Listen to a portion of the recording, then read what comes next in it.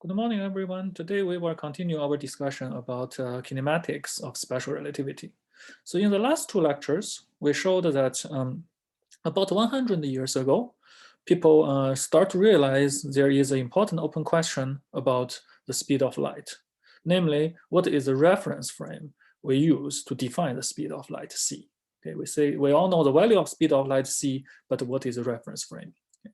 And people tried all kinds of possible directions. And eventually, it seems all those efforts lead to some dead end, lead to some self-contradicting result, or make the theory extremely complicated. So eventually, it is Einstein who pointed out that there is still one more direction, one more possibility we have not yet explored. That is, maybe the speed of light and its reference frame is actually the observer instead of the medium. Okay. And along that line of thinking, to check that line of thinking, we in the last lecture we derived the transformation between different reference frames, and we find that generically the transformation between different reference frames have to take this structure. Okay, as long as this is a linear transformation, and we believe the universe is isotropic, and we believe the universe is the same as its mirror image, it has to look like this. Okay, and this generic transformation, if gamma equals 1, it gives us Newton's mechanics and the Galilean transformation. Okay?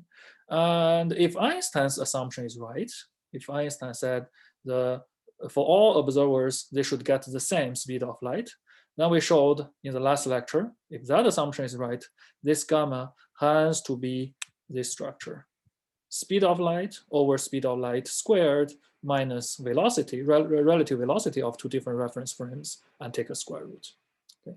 And we also highlighted that this transformation Einstein used, which is known as Lorentz transformation, this transformation recovers Newton's mechanics very nicely when v is small. Okay, if velocity is much smaller than c, then this ratio is very close to 1, so we recover what Newton and Galilean told us, so gamma equals 1 when velocity is small. But if we are doing a reference frame transformation where the relative velocity is large, close to c, we will see new physics. New physics will start to emerge. Okay, so that's what we discussed last lecture. And in the last lecture, we also emphasized that in this new framework of special relativity, if we are talking about kinematics, about how do we describe space and time, etc., it is the same as Newton's mechanics. Everything we have in Newton's mechanics still survives, as long as we don't do reference frame transformation. We don't switch from one reference frame to another. If we stay in the same reference frame, we can actually utilize all our intuition about space and time, no problem. But once we want to transfer to a different reference frame, that's where things start to become complicated and the new physics start to arise. Okay, so today let's continue this line of discussion, and we'll look at what is the consequence of the invariance of speed of light. Okay, so if we assume Einstein's assumption is right, speed of light is indeed relative to the observer. In other words, all observers have the same speed of light. They see the same speed of light. Then the transformation between different reference frames must be the Lorentz transformation, as we showed last time. Okay, so this lecture we'll ask the question: if Lorentz transformation is indeed the correct transformation from one reference frame to another, what would be the consequence? Okay, and the first and one of the most famous consequence of such Lorentz transformation is the so-called relativity of simultaneity. Okay, so in Newton's I'm back. Sorry, in Newton's framework, simultaneity is actually absolute. Okay, so if we say, oh, this event A and B happens at the same time means simultaneity. Okay, if A and B happen at the same time, if one observer says they happen at the same time, a different observer in a different reference frame will also say they happen at the same time. Okay, so this is called the absolute simultaneity. So if two events happen at the same time, all observers in all different reference frames will come with the same conclusion. But in special relativity, if we believe in Lorentz transformation, this will no longer be the case. If one observer says A and B, two events happen at the same time, other observers in different reference frame may not agree. Okay, so for example, let's say we have two observers A and B, say, let's say, sorry, we have two events A and B, sorry for that. And in reference frame K, the observer in reference frame K say A and B happen at the same time, okay? Let's say in the reference frame K, the event A happened at time TA, and the spatial coordinate is XA, YA, ZA. This is where the event A happened, okay? And there is also event B happen at time B, TB, at a different point, X, B, YB, and ZB, okay? And say that in reference frame K, the observer says, oh, they happen at the same time, TA equals to TB. These two events happen simultaneously. Okay. But now let's look at the K prime frame. So in a K prime frame, which has a relative velocity V to the frame for the reference frame K, we know that based on the Lorentz transformation in frame K prime, for this new observer, the space and the time coordinate for event A should be these guys, and the space and time coordinate for event B should be these guys. This is just a Lorentz transformation from reference frame K to K prime. Okay. The most important thing, we want to look at the time difference between event A and event B in reference frame K prime, in this new reference frame. Okay, so we compute TA prime minus TB prime, TA prime minus TB prime. Okay, and according to the Lorentz transformation, we know TA prime, which is this guy, and we know TB prime, which is this guy. And the T and X here are the coordinates in the K frame. Okay, so this is a coordinate in the K frame. And in the K frame, we can massage the formula a little bit. It becomes this way. Okay, so we put time together and the coordinate together into two terms. We know that in the K frame, these two events happen at the same time, it's simultaneous. Okay, so for the K frame, TA equals to TB. If TA equals to TB, the first term disappears. We only have the second term. Okay, if you only have the second term, we notice immediately, as long as A and B happen at different space points, for K prime frame, these two events are not happened at the same time. They are no longer simultaneous. So this is the so-called relativity of simultaneity. So the simultaneity for reference frame K does not mean simultaneity in reference frame B, in reference frame K prime. Okay, so one observer says at the same time, the other observer will disagree with it. Okay, so whether these two events happen at the same time or not, we can no longer ask such a question. We can no longer ask whether A and B happen at the same time or not. We can only ask for this observer in this reference frame, do they happen at the same time or not? And we know that some other observer will not agree with the conclusion. Okay, so that's the relativity of simultaneity. Okay, so this physics is actually the direct consequence of the speed of light. Okay, we assume that all observers and every observer in any reference frame gets the same speed of light, because speed of light is defined relative to the observer. Okay, and from that assumption, actually, we can immediately realize this has to happen. Okay, to demonstrate that, let's look at the cartoon picture. And this is the cartoon picture. This is the famous cartoon picture to demonstrate the simultaneity of relativity of simultaneity. You may have seen similar pictures in your undergrad courses already. Okay, so let's say there is a train, and this train is moving with a velocity, with some velocity on the track. Okay, and let's first look at observer on the train. Okay, if for observer on the train, for the reference frame moving with the train is stationary. Okay, for a person standing on the train, this train is not moving in this reference frame relative to the observer. Okay, and if we put a light source in the middle of the train, and then this light source send out two beams, one to the front part of the train, another to the end part of the train. Okay, if the light source is located exactly at the middle, because of the symmetry, we know this distance is the same as the other distance. And because nothing is moving, and my observer has no speed of light is c, for light goes this way, speed of c, for light goes that way is also speed of c. So at the end of the day, these two light beams must reach the front and the end of the train at the same time. Okay, if we have a light source at the middle and send out two signals, they must reach the front and the end at the same time, because nothing is moving and the light source is right in the middle. Okay. However, the same story for a person standing on the ground will be totally different. Okay, for a person standing on the ground, he will also see this light source, and that he will see that this light source send out two light signals, one to the front, another to the right.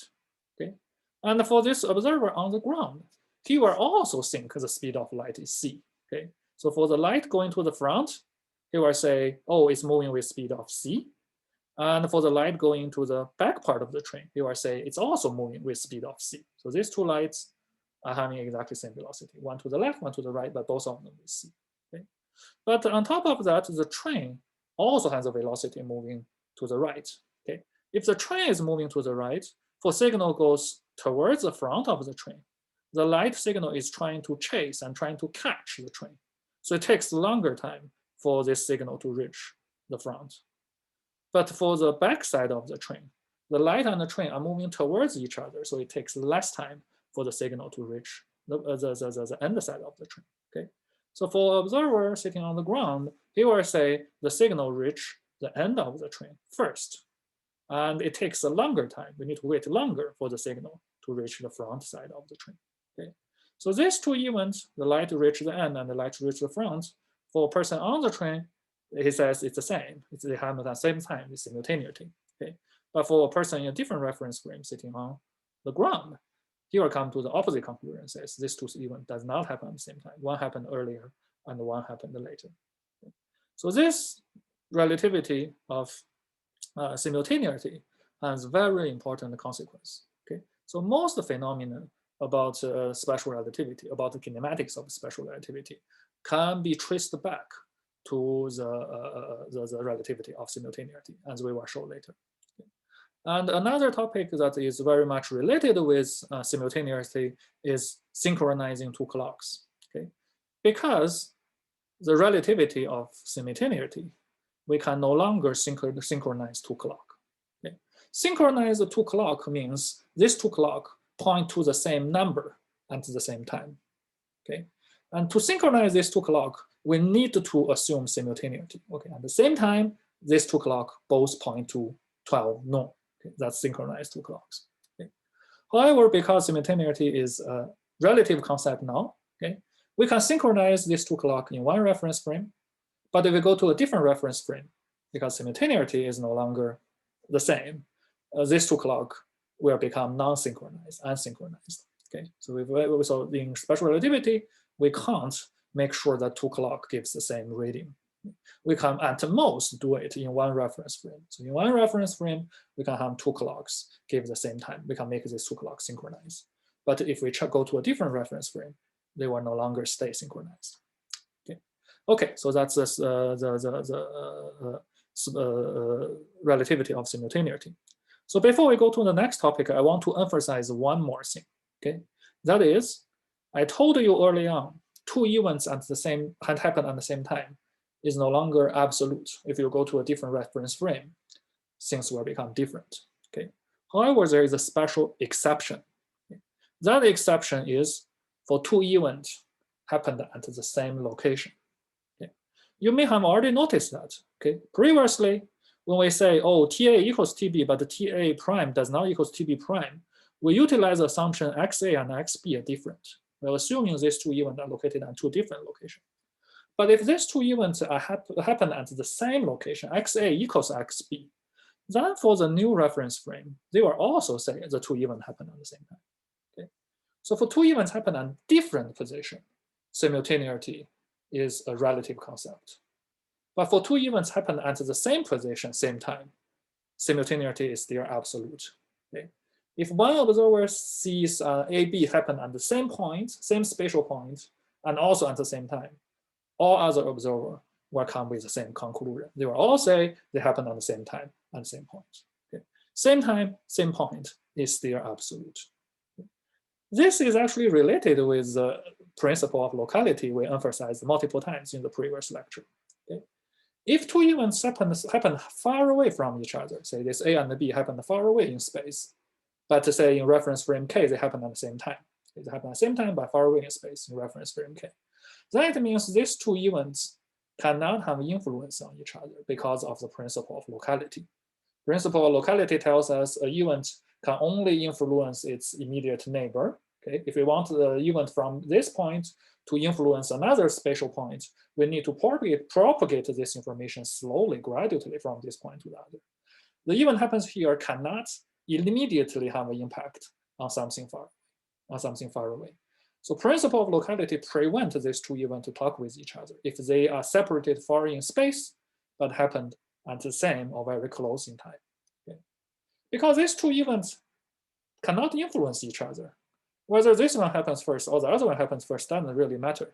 Okay, so it's okay. Different observers comes with different conclusion. Some says this happened first, some happens this happened first, some says they happen simultaneously. That's okay because these two events do not have influence to each other. But the story will be totally opposite if we have two events at the same location. If two events at the same location, principle of locality says these two events can influence each other. Okay, for two events happen at the same location, if they happen at the same time, they must happen at the same time. Okay, because they can influence each other. By changing to a different reference frame, we cannot switch their time order because they can talk with each other. If they can talk with each other, which one happens first, which one happens later matters. If one observer says they happen at the same time, other person all need to come up with the same conclusion. Okay, so the relativity of simultaneity for events happen at a different location. So same location, same spatial location. If one observer says same time, everyone says the same time. Okay, so that is connected with principle of locality. And we will come back to this point when we discuss about causality later. Okay, and the second phenomenon, which you probably also have learned in undergraduate courses, is the so-called length contraction, which means if we have a ruler with length L, and in the stationary framework, it has length L, but if we let the ruler start to move, and for a person at a different reference frame where this ruler is moving, then that person will say, oh, the ruler is actually shorter than the length of L. Okay, so how do we see that? Okay, so let's first set up the problem. Say let's say this ruler is in the reference frame K. Okay, so reference frame K, in reference frame K, this ruler is not moving, it's stationary. Okay. And let's say that the two ends of the ruler is at point A and at point B. Okay, so one end is at point A, another end is at point B. And of course, so in other words, the one end of the ruler is say at coordinate XA, and the y and the z coordinate are 0. So let's align it with the x-axis. Okay, and the other end is at XB. It's another point along the x-axis. Y and z coordinate are 0. Okay, and TA and TB doesn't matter because this ruler is stationary. No matter what time in reference frame K, it will always be there. It will always be the same position. Okay, it will always be at K and XA and XB. The two ends never move in reference frame K because the ruler is stationary in this reference frame. Okay. And then, of course, the length of the ruler is XA minus XB, which equals L. Okay. So the difference between the two ending points, distance between two ending points is the length of my ruler L. Okay. Okay, so now let's go to a different reference frame, K prime. Okay. Let's say K prime is a different reference frame with a relative velocity V. Okay.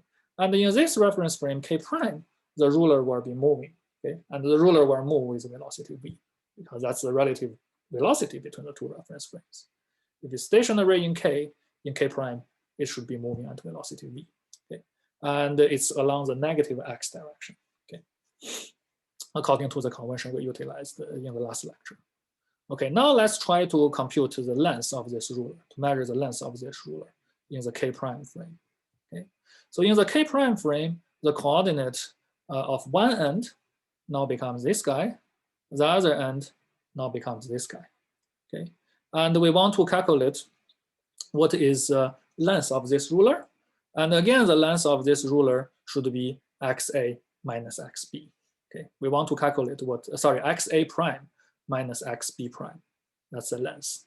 Okay, so in the K prime frame, you get the coordinate of the two ends, and then we calculate the difference. That's the length.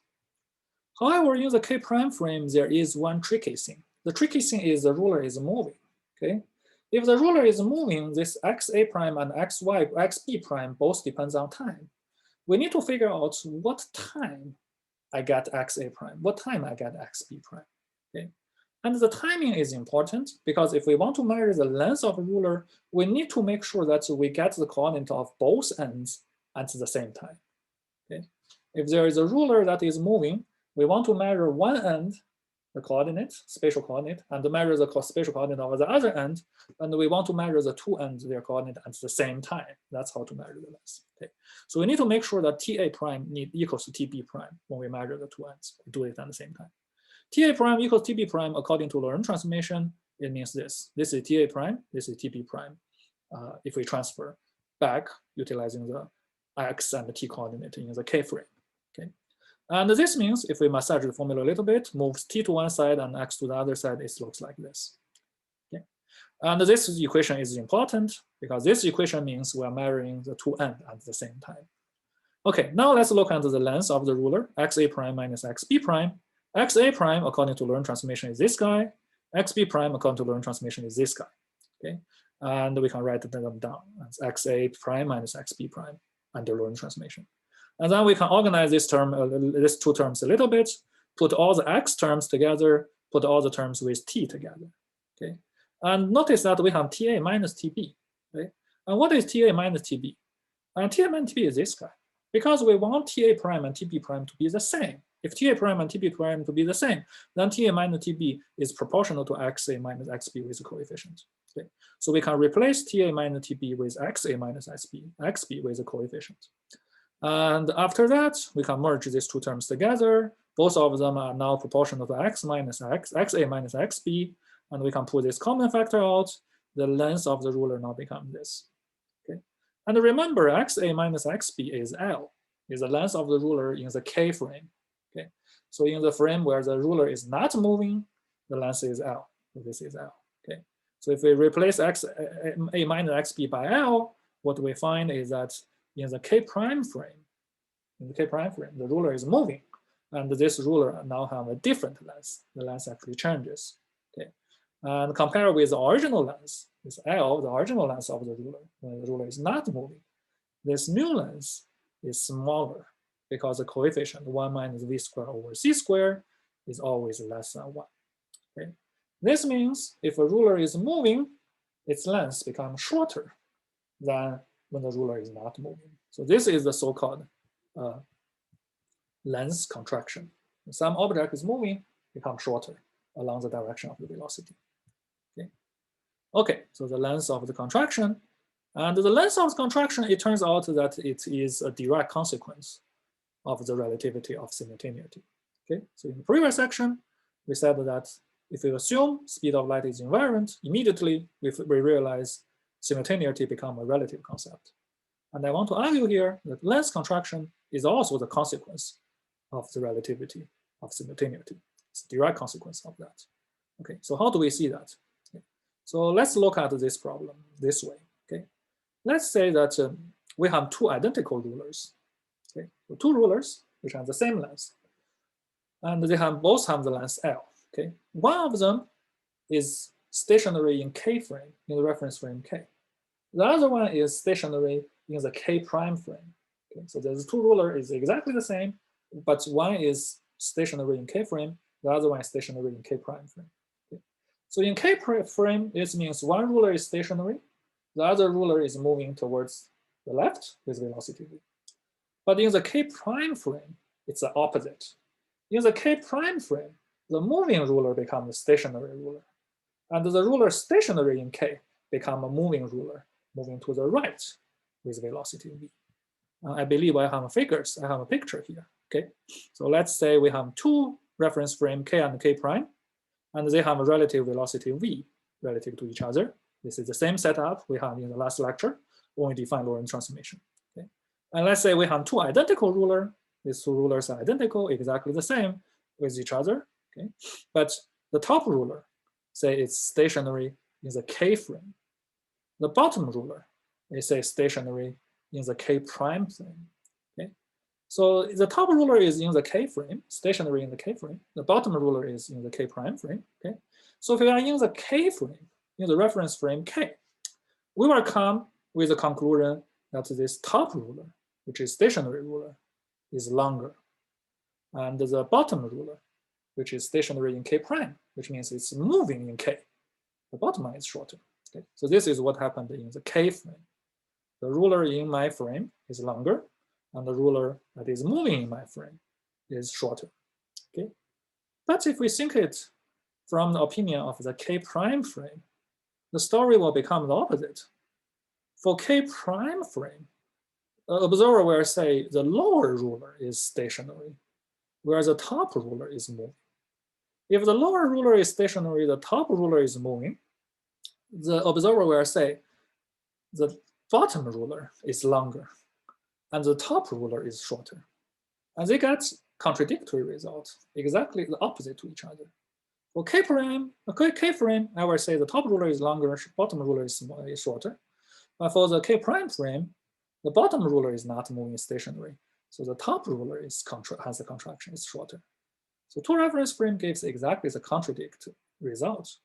So how can the top ruler be longer than the bottom one? But at the same time, the bottom ruler is also longer than the top one. Okay, it turns out that is where simultaneity, relativity of simultaneity comes in. Okay. So let's first look at this matter. Okay, so this is, as I mentioned to you earlier on, this is in the K frame. In the K frame, the top ruler is stationary. So the observer will say the top ruler is longer. If I use the top ruler to measure the length of the bottom ruler, I will say, oh, the bottom ruler is just, say, 70% of my length. It only reached the 70% mark. Okay, so that's the contraction of the ruler, contraction of the length. Okay. However, I want to highlight to you, this measurement involves the concept of simultaneity. Okay, as we mentioned earlier on, the bottom ruler is a moving ruler in this frame. Okay, and it's moving with velocity v to that direction. If you want to measure the length of a moving ruler, you need to measure one end and the other end at the same time. Okay, so what we are doing here is we make sure that at this time point, one end is aligned with the one end of my stationary ruler. Okay. Then at the same time, I look at the other end and see where is the other end located. And that gives me the measure of the length for the lower ruler. We need to measure the two ends at the same time. That's simultaneity. Okay? But because simultaneity is a relative concept, if we go to the K prime frame, the story will change. And this is what happened in the K prime frame. So in the K prime frame, the bottom ruler is a stationary ruler. The bottom ruler is not moving. Okay, so the bottom ruler is stationary. So the bottom ruler is longer. So for K prime frame, bottom ruler is longer. The top ruler is shorter. Okay, that's one thing, the contraction of length. And another thing happened in this K prime frame is that the two measurements we mentioned early on becomes non-simultaneous. Okay, so previously, when we try to measure the length of the lower ruler, we try to measure the two ends at the same time. But that was the same time for the K frame. For the K prime frame, if the K prime frame observer looks at the same events, this is what the K prime frame see. Okay, K prime frame will say, oh, these two measurements was not performed at the same time. So what happened is that you first align one end. So align this left end of one ruler with the left end of another ruler. That is fine. You align them. Okay, so that's the first event, and you did this measurement. And then you didn't do the other. You didn't measure the other end at the same time. Instead, you wait a little bit, and at some later time, you measured the other end, and you measured how the other end aligned with your ruler. Okay, so this second event happened at a later time. And because you are having a moving ruler, if you wait a little bit, what will happen is this moving ruler moved from the original position now to here. Okay? So when you do the second measurement, because it's done at a different time, the other end is not aligned anymore. Okay? Because the other end is not aligned, you get the wrong reading. So you think your ruler is longer than mine, but your ruler is actually shorter than mine. Okay? So that is actually from the simultaneity, relativity of simultaneity. Okay. So it seems that these two observers gave contradictory results with each other. Both of them say, I'm longer, you are shorter. But actually their conclusions are fully compatible with each other. And the reason they come up with this different reason is because one person measures it, say simultaneously, but from the other person's point of view, it's not a simultaneous measurement. So the simultaneity, relativity of simultaneity, resolves this seemingly contradictory scenario. Everything is fine. Just need to realize you are doing the same measure. So you're doing so all the both observers agree with these two events. The only difference is one observer thinks these two events happen at the same time, but the other observers think these two events happen at a different time. That is all where the seemingly contradictory result comes from. Okay, so that's a contraction of length. And the third, and also the last effect we will demonstrate, or say we will review, is the so-called time dilation. Okay, the dilation of time, or say the dilation of time. Let me move this a little bit. Okay, so the dilation of the time means that if we have a moving clock, or versus a stationary clock, the clock will give you different time measurements. Okay, so how do we know that? Okay, so let's say, so we put a clock in reference frame K. Okay, so this is a clock and it's stationary in reference frame K. And we put it at the origin, x equals y equals z equals 0. Okay, stationary in the K frame. Well, and and in the K frame, because it's stationary, it will always stay at the origin. No matter what time, it will always be there. Okay. And if the time goes, say, from TB to TA, then we say that, oh, this clock reports a time span of TA minus TB. Okay, clock goes from TA to TB, so the time span is TA minus TB. Sorry, if the clock goes from TB to TA, the time span is TA minus TB. Okay, now let's go to a different reference frame. Let's look at the K prime frame. Okay, so K prime frame, according to the Lorentz transformation, for TA and TB, for TB, it's transformed to this. Okay, and let's first look at TB. Okay, for TB, it's transformed like this. Okay. And because x, y, z of my clock is always at the origin. Okay, so this x, y, z is the coordinate of my clock in the K frame.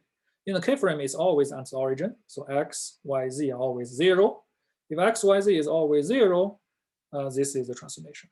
Okay, so the starting point, starting time TB, that event, if we transfer to the K prime frame, it becomes starting time gamma TB, and the coordinate will be gamma VTB. Okay, and the ending point of my time measure, say TA. Okay, and the ending point happened at TA, and the clock is still at x, y, z equals 0. So time is A, x, y, z is 0. So according to Lorentz transformation, this is what K prime frame is.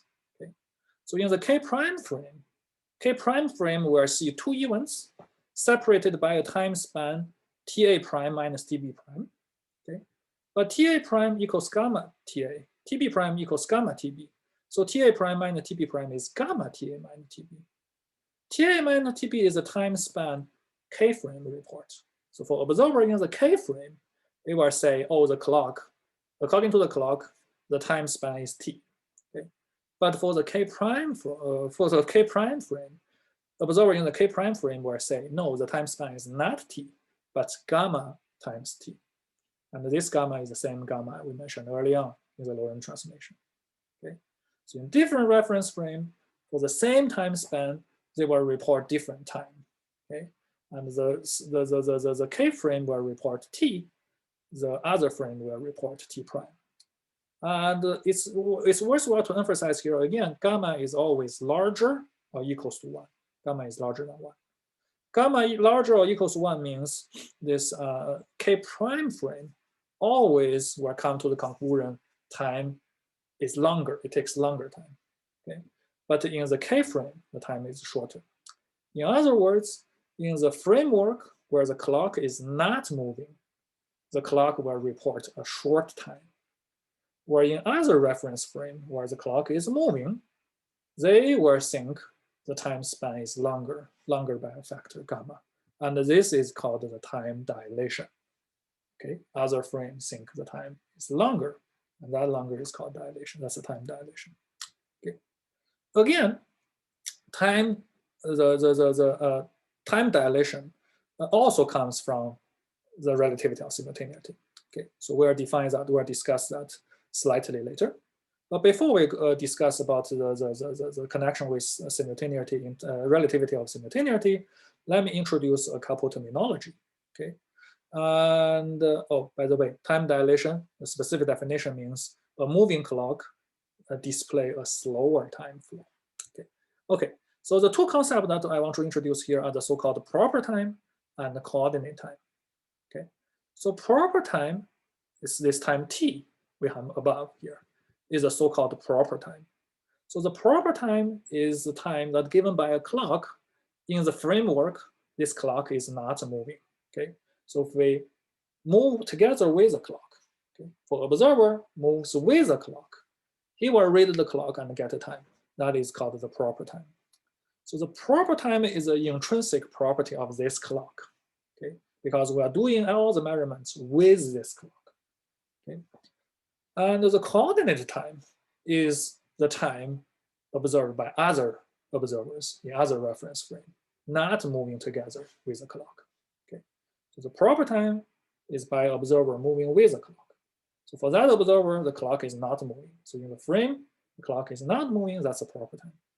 And this proper time is also the time this clock feels for itself, okay, for itself, because this clock is always moving with itself. So the clock will report a time for himself, for itself, that's the proper time. And the coordinate time is also known as the lab frame time. That's where other observers not moving with the clock sees, okay. And this proper time and this coordinate time plays an important role in particle physics and also say in ultra-fast space travel.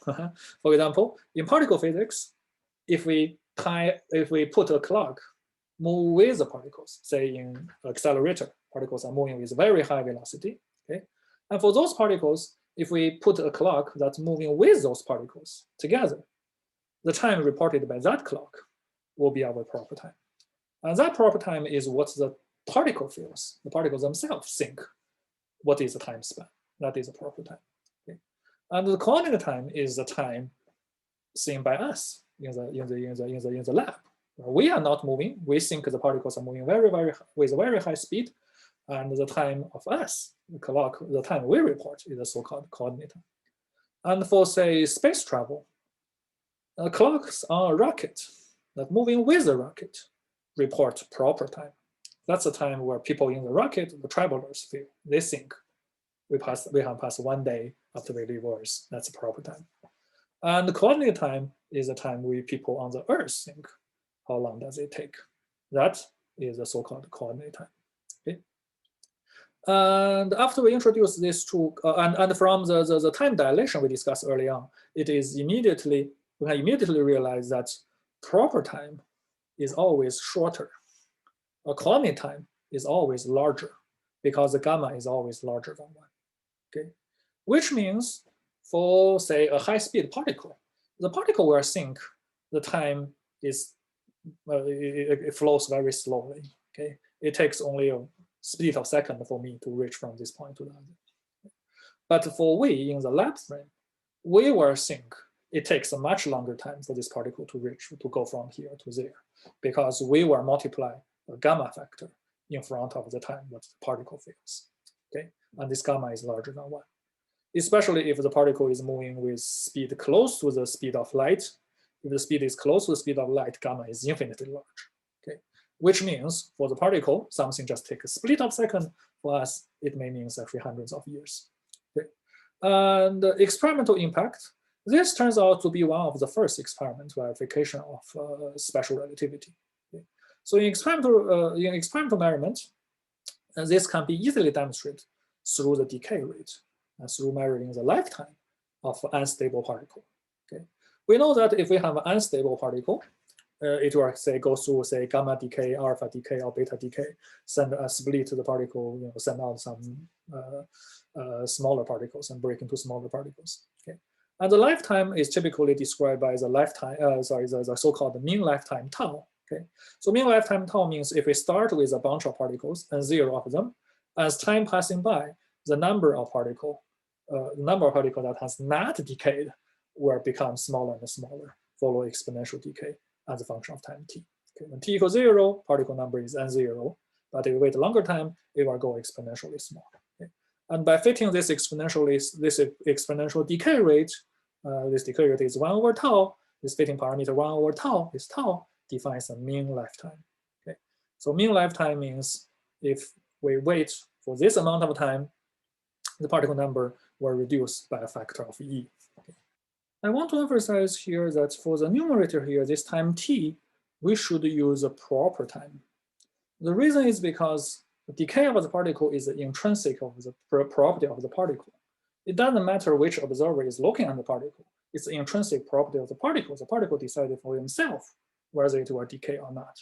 Okay, so the time t here should be the proper time measured by the particle. The observer here does not decide whether a particle will decay or not. Particle decide by themselves. However, in a real experiment, in the lab frame, the time we measured are not the same time as the particle, according to the Lorentz transmission and the special relativity. So if Einstein is right, if special relativity is right, for the time we measure, say t prime, that's what we measured in the lab frame, we need to convert this to the proper time of the particle in order to get the right decay behavior, exponential decay behavior. Okay, so we need to replace we need to do t prime divided by gamma. T prime divided by gamma converts the t prime of our lab frame back to the proper time of the particle. Okay, so in reality, in the lab frame, we still see an exponential decay, but the decay rate is no longer tau, or decay time is no longer tau, but gamma times tau. Okay, and remember, this gamma depends on the velocity. It's the relative velocity between the particle and the lab frame. If the particle is moving very slowly, gamma is 1. Okay, so we still get the decay rate of the particle. But if the particle is moving very, very fast, close to speed of light, gamma will become very, very large. It will become infinite if the speed is light. Okay, and this means depending on how fast this particle travel, we should observe different decay rate and different decay time in our lab frame. I want to emphasize again, this is not because the particle itself is changing its decay time. Particle itself still doing the same thing as it always does. It's just because the transformation of framework, the time we think in the lab is not what's the time the particle feels. And that difference gives us this additional gamma factor. Okay, this gamma factor comes from this. Okay. So which means if we, experimentally, it means if we speed up the particle, the lifetime of particle will become longer because gamma is a quantity larger than 1. And this was actually experimentally verified in very early days, say back in the 1960s, people have already been to achieve very, very high accuracy, saying that indeed the lifetime of particle increases when we increase its velocity, and the increase factor is very, very close with very, very close to gamma, to what Einstein predicted. Okay, and I want to mention that this is actually decay rate of particle is actually one experimental method to measure gamma as a function of velocity. Okay, and by measuring the decay rate, we can actually get this gamma for different velocity, and we can plot gamma as a function of velocity. And by this experimentally plotted curve, we can compare it with the theoretical prediction of the Lorentz transmission, and it turns out, of course, they agree very, very nicely. So one very important aspect of the dilation in time, dilation of time, is that the origin of this time dilation is also the relativity of simultaneity. As we mentioned earlier on today, the relativity of simultaneity is the origin of all these exotic behaviors in the kinetic of special relativity. And for the time dilation, it's the same story. Okay, so to demonstrate that, let's think about moving clocks. More precisely, let's think about 2 clocks, and they have a different velocity. They are moving with different velocity. Okay, so there is velocity difference v between them. So if we are in the reference frame of the first clock will think the second clock is a moving clock. So the first clock will think the second clock has a time time dilation. So the second clock is moving slower than the first clock. But from the second clock's point of view, the second clock is a stationary clock, where the first clock is moving. So the motion is relative. For the first clock, second clock is moving. From the second clock's point of view, the first clock is moving. So if we think from the second clock's point of view, the second clock will think the first clock is moving, and that has a time dilation. So the first clock is slower. So the first clock thinks the second clock is slower. The second clock also thinks the first clock is slower. How does this happen? How does this seemingly contradictory result come up? Okay. It turns out there's nothing contradiction here. Nothing is contradicted with itself, or nothing is contradicted with each other. So to understand that, this object, this physics also comes from the relativity of simultaneity. Okay. So for example, let's demonstrate, instead of 2 clocks, let's think about 3 clocks. Okay. So we have 2 clocks in the lab frame. So the lower 2 clocks are in the lab frame. We put 1 clock at A point, another clock in the B point. And in the lab frame, we synchronize these 2 clocks. Okay? As we mentioned earlier on, we cannot synchronize the clock in all different reference frames, but if we have a specific reference frame, we can make sure that in this specific lab reference frame, these 2 clocks are properly synchronized. Okay. Now, in addition to this stationary clock in the lab frame, let's also consider a moving clock. And this moving clock is moving from point A to point B. Okay. And for simplicity, let's assume the speed of this clock is square root 3 over 2c, about 80% of speed of light. Okay. At this speed, the gamma factor is exactly 2. Okay. So that's why we choose this speed to demonstrate that. So which means there is a 2-time time dilation. Time dilation has a factor of 2. Okay. So this means in the lab frame, these 2 lab clocks are stationary. And this moving clock, moving from point A to point B, is a moving clock. So the lab frame clock would go twice faster, 2 times faster than the moving clock. The moving clock is slower because of dilation in time. Okay. So let's say from point A to point B, it takes this, if in the lab frame, it takes 30 seconds for the clock to move from A to B. Okay. So in the lab frame, the clock says it takes 30 seconds.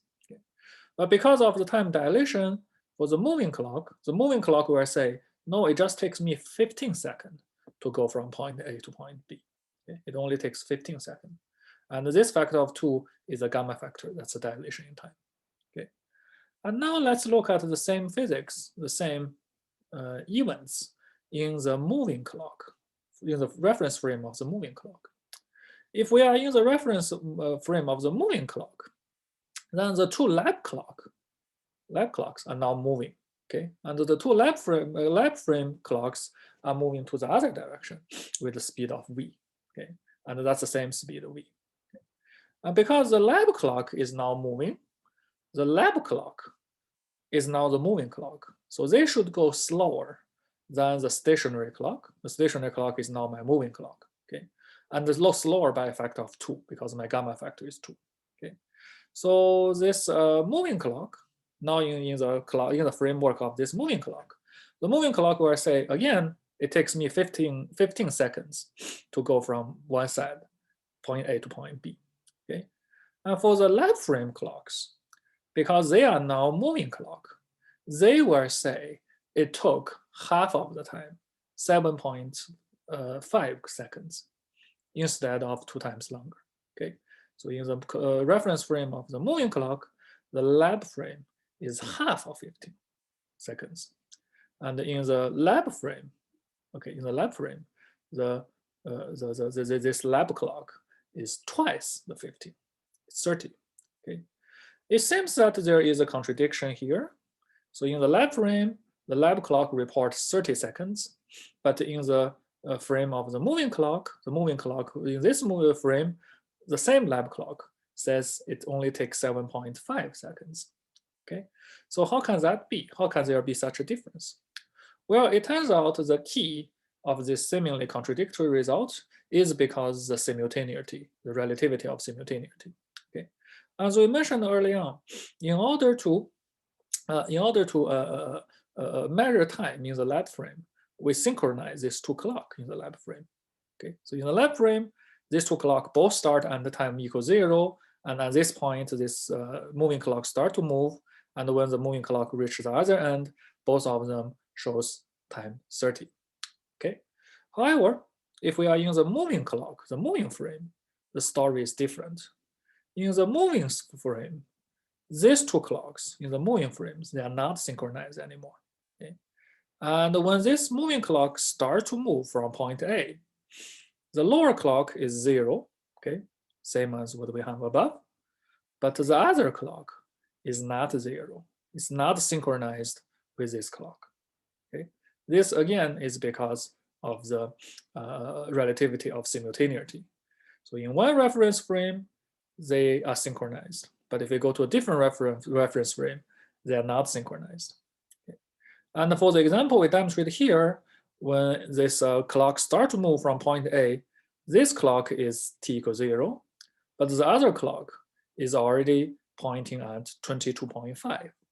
Okay, and then 7.5 seconds later, after 7.5 seconds, the clock on point A become 7.5. It go from 0 to 7.5. But the clock on point B, it goes from 22.5 to 30. Okay, so when this moving clock reach point B, the moving clock will notice that the lower clock, the left clock and B point is 30. Okay, and this in this moving frame, the lab clock only go half of the time of 15. Okay, but because they were not synchronized at the beginning, at the end of the day, the event at point B is still the same as the event at point B in the moving clock. As we mentioned earlier, for things happen at the same point, everything should stay the same when we transfer from one reference frame to another. Okay, so in the lab frame, we will notice that at point B, when this clock is 15, this clock is 30. And in the moving clock frame, when this clock is 15, and the clock at the same point is also 30. Okay, because they happen at the same point, they must agree. Okay. The same is true for point A. In point A, when we start the motion, both of them at t equals 0 in the lab frame. If we go to the moving frame, both of them at t equals 0. They still agree. Okay. But the event happen at different space points, A and B. If we compare A point and B point, then in different reference frame, things become different. In the lab frame, these two clocks are synchronized at A and B. But in the moving clock, in the moving frame, in the moving clock frame, these two clocks are not synchronized. Again, for things happen at the same time, they always remain the same, no matter how we do the reference frame transformation. But for events happen at two different space-time, then by transferring to a different frame, things will become different. Okay, and this agreement, this phenomenon of time dilation, just also comes from this relativity of simultaneity. Okay, so that is all we want to discuss about the connection between time dilation and the simultaneity, the relativity of simultaneity. Okay, so now let me discuss a little bit more about the proper time and coordinate time and space travel. Okay, we know that, say for example, we are having a rocket and trying to send the rocket from Earth, say to another planet, another star, very far away from Earth, say 100 light years away from Earth. Okay, and when we send a rocket from Earth to another planet, another star, the clock we use on the Earth is our coordinate time. Okay, and the clock that on the rocket is the proper time. Okay, and the clock on the rocket measures the time flow, the rocket flow. And for humans on the rocket, they use proper time. And for observers, for we on the Earth, we will use the coordinate time. Okay, and as we learned earlier, proper time is much slower than coordinate time. Okay, so for example, if we want to send a rocket from Earth to another star 100 light years away, and we know that the speed of light cannot be, we cannot travel faster than speed of light. This means no matter how hard we try in the coordinate time for people on Earth, we will say that it takes at least 100 years for the rocket to reach from here to some planet 100 light years away. Okay? It will take longer than 100 a year. Okay? However, the story is totally different for people on the rocket. Okay? So for people who really do the travel, they are using proper time. And as we know, proper time is smaller than coordinate time by a factor of gamma. Okay? And most importantly, this factor gamma, diverge if the speed of the rocket is close to the speed of light. Okay? When the velocity is close to the speed of light, this gamma has a factor 1/c² minus v squared square root. When v equals c, the denominator is 0, so this gamma diverge. Okay? So when the gamma becomes really, really big, it means the proper time is very, very small. Okay? So although for us, for humans on Earth, we will say it takes at least 100 years for this rocket to travel from Earth to another star, another planet 100 light years away. But for people who really do the travel, for them, it may just take them a couple minutes or a couple seconds, and even shorter, if their speed is close to the speed of light because of this gamma factor. Okay, so let me be a little bit more precise and more mathematical here. Okay, let's say we have 2 points, A and B. We are traveling from A to B. Okay, and A has coordinate x, A, Y, A, Z, A. B has coordinate x, B, Y, B, Z, B. Okay, let's say we start the trip at TA. Okay, so this is in our lab frame, by the way. So this TA is our lab frame time. Okay, our coordinate time, the clock on Earth. And on Earth, we see that the rocket reaches that destination at time TB. Okay, so for coordinate time, people on Earth will say it takes TB minus TA. That's the time it takes for the rocket to go from A to B, from Earth to planet B. Okay, but for people on the rocket, it's a different time. For Earth, it's TB minus TA. We call it capital T. That's our coordinate time. But for people who are on the rocket who do the trip, their proper time tau is T over gamma. And because gamma is larger than 1, their time is smaller than T. If they are traveling at the speed very close to the speed of light, this gamma will be very, very large. It will diverge. Okay, and this ratio will become very small. Okay, so this is actually an interesting physics, it's an interesting phenomenon. So for us, for people on Earth, we will say pretty much intergalaxy travel is almost impossible because it will take hundreds of years for the spaceship to reach another star. Okay, but for people who really do the intergalaxy travel, if the speed of the rocket is high enough, for them, it can only take a couple seconds to go from any point to another. Okay, because of this huge gamma factor and because they are using proper time. Okay, so this physics was properly reflected in some, say, very early science fiction novels. Okay, for example, the Planet of Apes. Okay, so there they said that they want to do we want to travel to a destination, and they select a star really, really far away from Earth. And the reason they select star really, really far away from Earth is because in their proper time, it only takes a very short period of time to reach the destination. So whether it's a star nearby or a star very far from them doesn't make a big difference, okay, because of the huge gamma factor.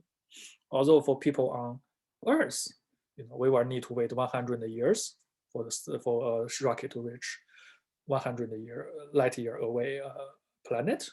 But for people who really do the trip, it may just take them a couple seconds. Okay? So this was actually a common mistake in many scientific fiction novel. Okay, so in some scientific fiction novel, it says that people want to travel to a star or planet 100 light years away, so it will take more than 100 years. So the crew need to sleep, need to put in deep sleep for 100 years, and that's actually totally wrong.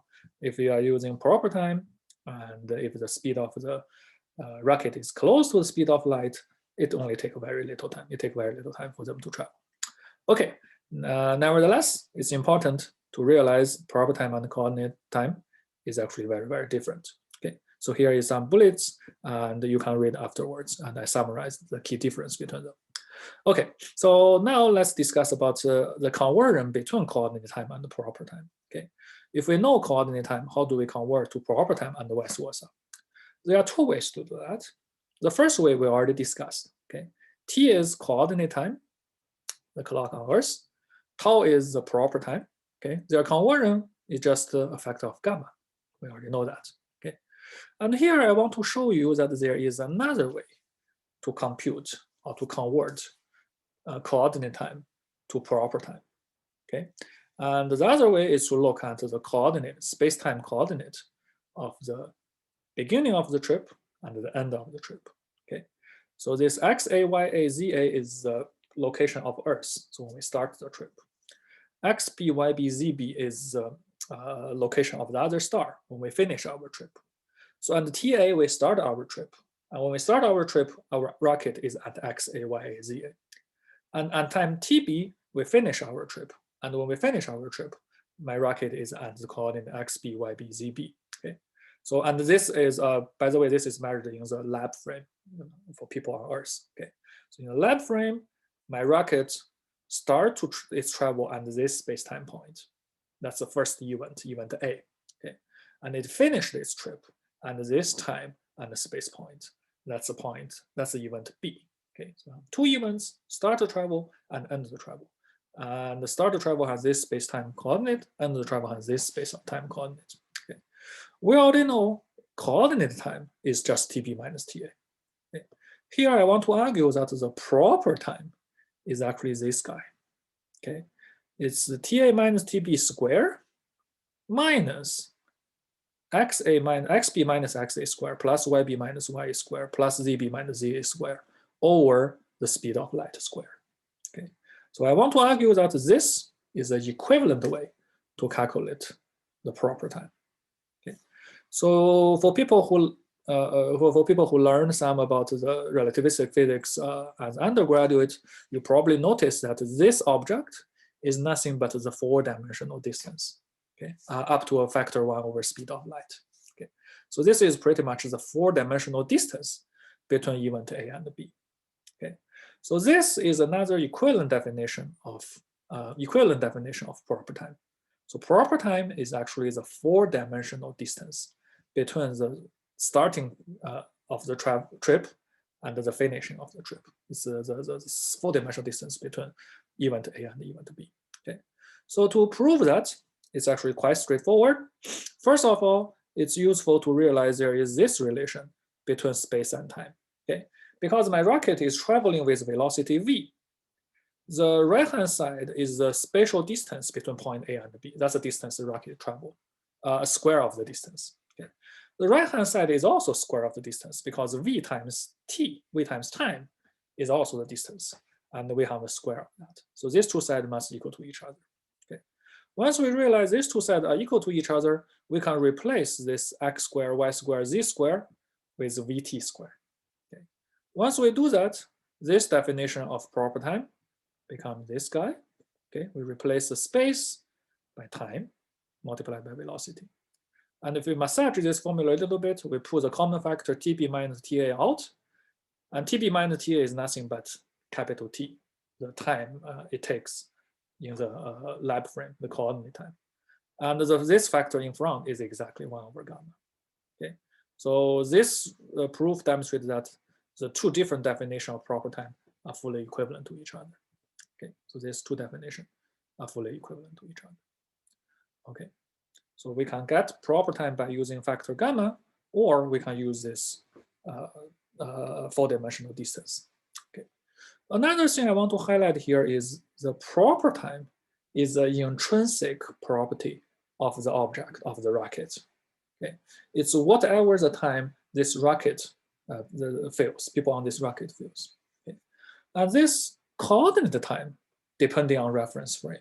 Okay, so if people on Earth is doing the measurement, we get one coordinate time. But if another person who is traveling in a rocket, in a different rocket, and measures the coordinate time for his reference frame, he will get a different coordinate time. So coordinate time depends on the reference frame.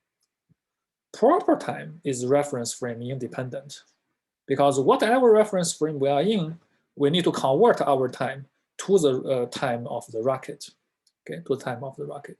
So for any observer, all of them will give the same proper time, or say they have will come to the same proper time. Okay, so they may get different capital T depending on the velocity, on the relative velocity between the observer and the rocket.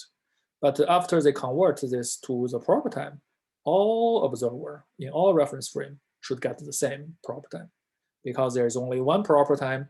That proper time is the time defined by the rocket that moving with the rocket, the clock that moving with the rocket.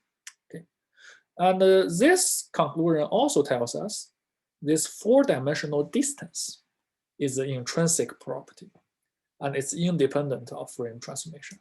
Okay, no matter we are in this reference frame or that reference frame, the four-dimensional distance between two events A and B must be the same. Okay, and this is because this distance is the time, the proper time it costs for an object to travel from A to B, from TA to TB. Okay, and for that traveling object, you only have one proper time. That's the time of that rocket. Okay, so this is another way to understand why the four-dimensional distance is a universal quantity and independent of observers. Okay, so that's all about the proper time. So finally, to conclude today's lecture, I want to mention one more topic that is about causality. Okay, so in physics, we believe everything has a reason. Okay, because physics is basically a branch of science try to find the reasons for the phenomenon we see. Okay, we believe we can find the reason for everything, and this reason is known as causality. So more precisely, causality means the relation between two events, and this relation is the cause and the consequence of the cause and the effect. Okay, say because of event A, B happen, event B occur.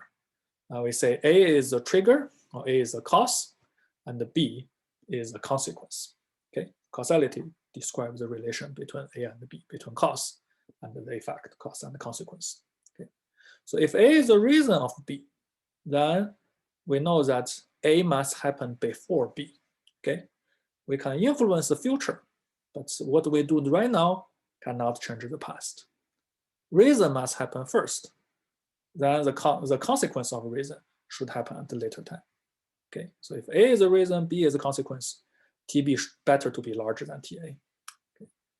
And this concept of causality has a very important impact. Okay, so for example, if we know event A is the reason of event B, A triggered B, okay, then we know that TA must be smaller than TB. Okay, and this need to be true in any reference frame. Okay, if A triggered B, it need to happen before B, and this need to be true for any observer. If there is one observer says no, that's not the case, TB happened first, B happened first, then A happened, then A cannot be the cause of B. Okay, so this is a very strong constraint. Even if one observer says their time order flipped, they cannot be reason, and A cannot be the reason of B. Okay, we will be in big trouble. Okay, so if special relativity, if in a theory of special relativity, we want to still have such causality relation, we need to make sure for reason and consequence, reason happened before consequence for any observer in any reference frame. Okay, so now let's look at, is this true? Does special relativity satisfy this causality relation, this constraint? Okay, so first of all, let's ask a simpler question. Okay, let's say I have two events, A and B. Okay, I don't know whether event A cause B or B cause A. I don't know whether they're causality or not, but I do know in one reference frame, TB is larger than TA. Okay, so A happened first, B happened later for one reference frame. And now I want to ask, if I switch to a different reference frame, does this order survive? Or does this order always survive? Or sometimes I can flip them order. Okay, it turns out by changing to a different reference frame, in general, the time sequence between A and B could be switched. Okay, to see this, let's look at the Lorentz transformation again. Okay, say I have an event A at this point and event B at this point. And I know that in this reference frame, TB larger than TA. A happened first, then B. Okay, and then let me transfer to a different reference frame, to a K prime frame. And K prime frame, the time of the first event becomes this, time of the second event becomes this. This is just a Lorentz transformation. Okay, and let's calculate their difference. Okay, so their difference. Okay. Let's say just subtract them. When we subtract them, we can massage the formula a little bit. It becomes this. Okay. So we know that TB larger than TA. Okay. So this TB minus TA term is positive. But this formula also contains a negative term. Okay. Sorry, not necessarily negative term. A term that could be negative at least. Okay. So this term can be negative. Okay. If the first term is actually smaller than the second term, then the whole thing will be negative, which means in the second reference frame, TB becomes smaller, where TA is larger. Okay? In the first reference frame, TA is smaller. A happened first, B happened later. But in the second reference frame, as long as the spatial separation is larger than time up to this factor, with this multiplication factor, then the order will switch. Okay? So the time order, time sequence, A followed by B, is a relative concept. By going to a different reference frame, they may switch. Okay, so this is the reason why people are concerned about causality. Okay, because causality wants, A and B, if they are reason and consequence, their order should not change by time. But Lorentz transformation does allow we switch the order of two events in time. Okay. Does that mess up with causality? To answer that question, we need to be a little bit more careful than what we did here. Okay, so what we did here is we assume there are two events A and B, and I assume TB is larger than TA. I didn't assume A is the reason of B. I just assume A happened before B in this reference frame. To understand causality, we need to do a little bit better than that. Okay, if we assume A is the reason of B, okay, of course we know TA must be smaller than TB, but that's not enough. Okay, we need to also take into account the principle of locality. This is a very important principle, and we have emphasized multiple times. Okay, the principle of locality tells us if A is the reason of B, then I need to propagate the information of A to B.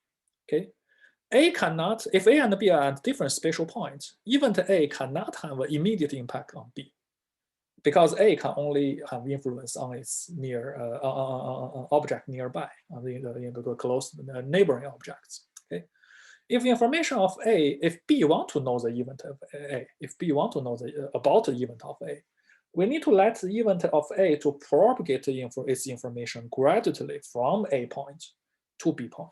Okay, and that information propagation takes time. It cannot be instantaneously. If it's instantaneous, it violates the principle of locality. Okay, so in order to describe this propagation of information, we need to introduce a velocity. Say this is velocity, we call it u. Okay, this velocity u is the speed that the information gets propagated from event A, from point A to point B. Okay, if A is a reason and B is a consequence, we need to make sure that there are enough time for this information to propagate from A to B. Okay, in other words, we want the time difference between TA and TB to be larger than the spatial difference divided by the velocity u. Okay, so the spatial xb minus xa is the spatial difference between them, and divided by the velocity u. Velocity u is the velocity where the information gets propagated. Okay, xb minus xa divided by u is the minimum amount of time needed for the information to propagate from point A to point B. Okay, because it takes this amount of time for the information to move from point A to point B, TB minus TA need to be larger than this. If TB minus TA larger than this, then event B has enough time to get the signal from event A. Okay, if TB minus TA is smaller than this value, then when TB happened, when event B happened, information about A has not been able to reach this point. If the information from A has not been able to reach this point, A cannot be the reason of B. A cannot cause B. Okay, so for causality, we have to obey a stronger condition. Not only TB minus TA larger than 0, but also TB minus TA larger than the spatial separation divided by the speed of information propagation. Okay, that's a necessary condition. Okay, here for simplicity, I will assume x be larger than xa. Okay, if xb is larger than xa, the absolute value of xb minus xa is just xb minus xa. If xb minus xa is negative, we can do the same analysis, just need to flip the sign and everything and every conclusion remain. Okay, so here let's just consider the simple case where TB is larger than TA. The other case is exactly the same. Okay, so if this is the case, we know A is the reason of B, so TB minus TA need to be larger than this guy. Okay, now the question that we're asking is slightly different. Okay, so now the question we're asking is, if we know TB minus TA is larger than this quantity, is that possible to guarantee that under a coordinate transformation, sorry, under a reference frame transformation, when we go to a different reference frame, this relation survives. TB is still larger than TA, okay? And TB is still larger than TA, than this, larger than this, than the time needed for the information to propagate. Okay, or bottom line, TB need to be larger than TA in all reference frame, if this is satisfied. Okay, so let me repeat the question.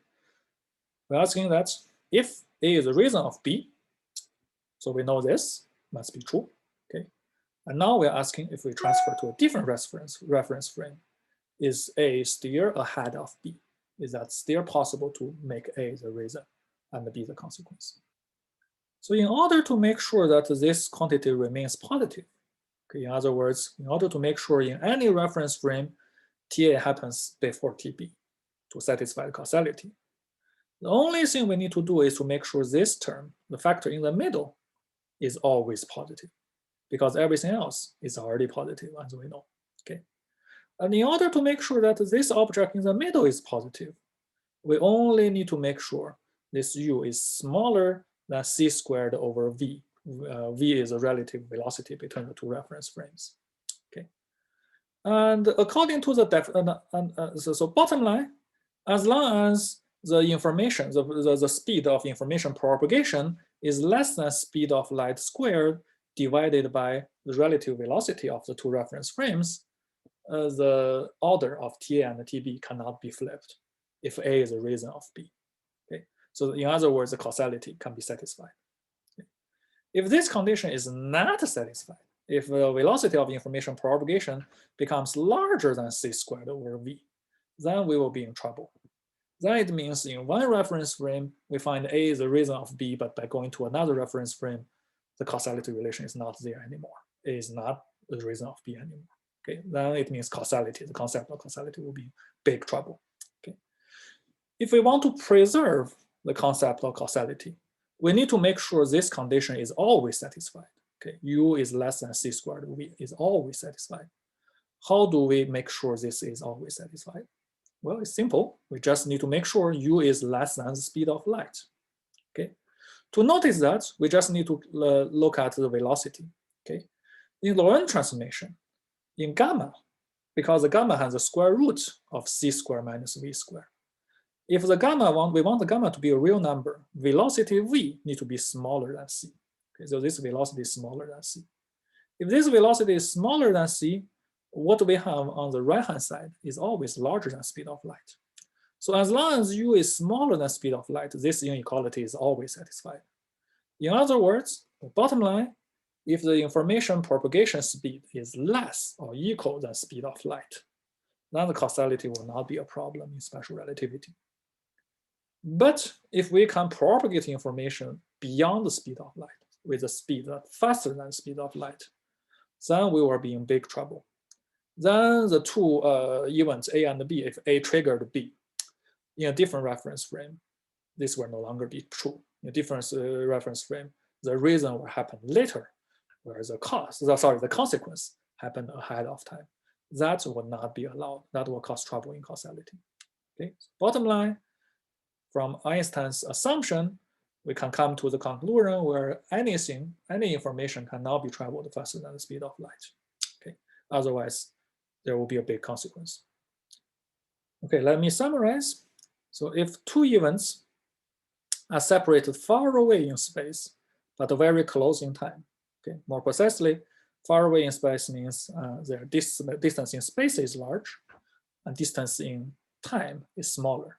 And when we multiply the speed of light, the two sides have the same unit, so we can compare time and the space distance in time and distance in space. Okay, if the spatial separation is larger, time separation is small, then information from A cannot reach B when B occur because they are separated too far away from each other. Okay, and the time separation is too small. So this time separation is not enough for information from A to travel to B before B occurs.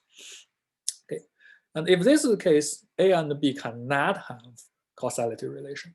They cannot be the reason of each other because the information of one event cannot reach that. And for the opposite situation, if two events are very close in space, but far away in time, okay, the time separation is larger and space separation is closer, then the information from A and B, they can reach each other within before the one of the other occurs. Okay, and in that situation, these two events could have a causality relation. One could be the reason of another. Okay, and that's the causality in special relativity. And of course, this is just a 1D formula. We only have one spatial dimension. If we have 3D space, the relation is exactly the same, except that we need to use a 3D distance. Okay, and for simplicity, more precisely, this is the 3D distance square. The other one is the distance in time square. Okay, when they are far away, separated in space, A and B cannot talk to each other. They cannot be reason, or they cannot have causality relation. But if they are close in space and far away in time, then they could be reason, they could have a causality relation.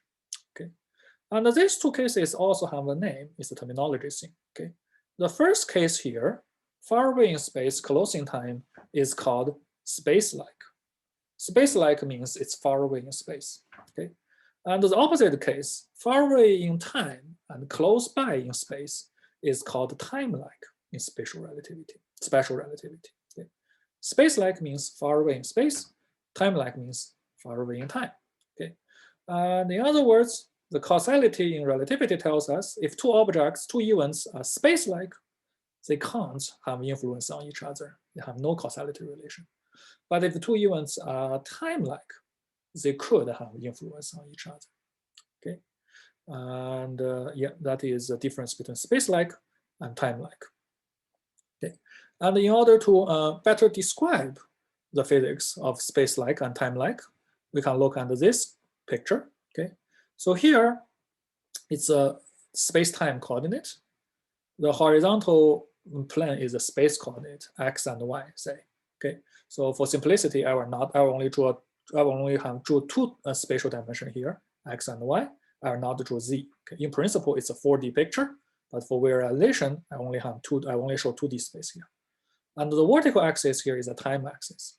Okay, the marginal case where space separation and time separation equal to each other defines as the so-called light cone.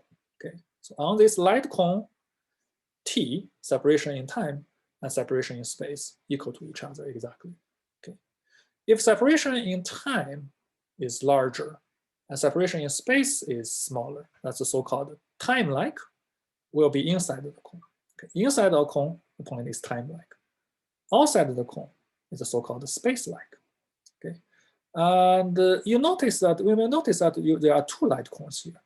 One is light cone with positive time difference. The other one is light cone with negative time difference. The positive time difference is known as the future cone. Okay, so say space. Let me. I forgot to mention the origin here is the event A. So let's say we choose the event A to be at the origin.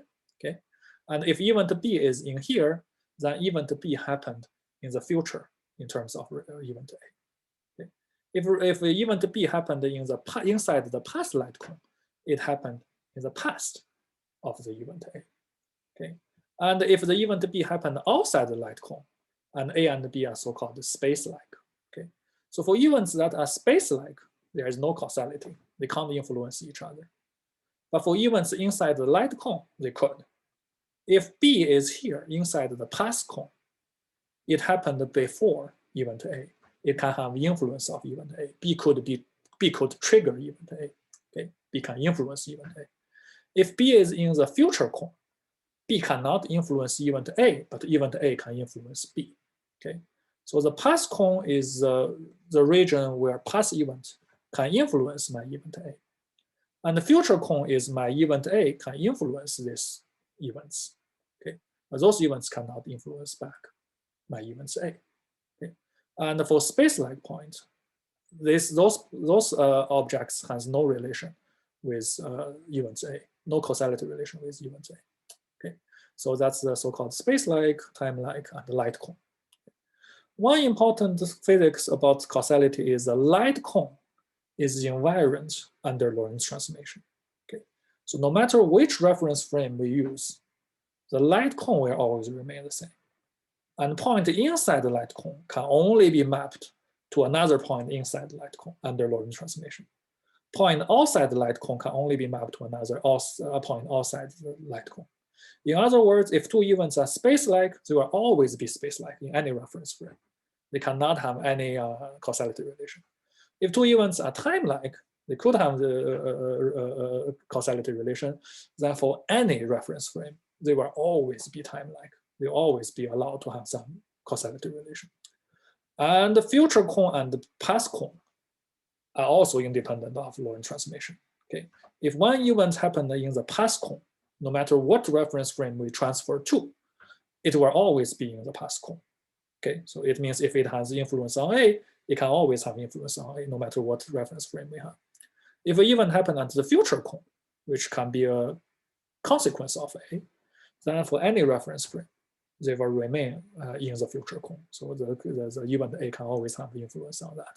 Okay, so the invariance of the light cone is very important in special relativity. It's a very nice property of Lorentz transformation, because Lorentz transformation preserves this light cone.